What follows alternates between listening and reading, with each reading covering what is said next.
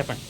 గౌరవనీయులైన జిల్లా సమన్వయకర్త గారికి డాక్టర్ ఎన్టీఆర్ వైద్య సేవా ట్రస్ట్ విజయవాడ ఎన్టీఆర్ జిల్లా విషయం మా వద్ద ఎలాంటి వాటికి డబ్బులు చెల్లించలేదని వ్రాతపూర్వకంగా తెలియజేస్తూ అయ్యా బి పావని అను మా కుమార్తెకు అనారోగ్యంతో ఆంధ్ర హాస్పిటల్ 01/02/2025 తేదీన హాస్పిటల్లో చూపించగా గుండెకు ఆపరేషన్ చేయాలని అది ఎన్టీఆర్ వైద్య సేవ పథకం ద్వారా వైద్యం ఉచితంగా చేయటం సాధ్యమవుతుందని డాక్టర్ గారు తెలియజేశారు.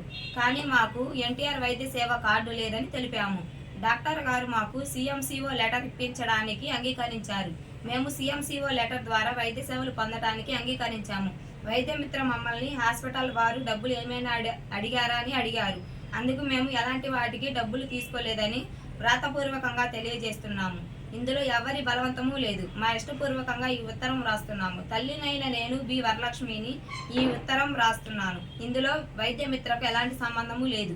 ఇందుకు నా భర్త అను బి గోపి వరలక్ష్మి అను మేము సాక్షులము. Phone numbers 9391836913 7780727519.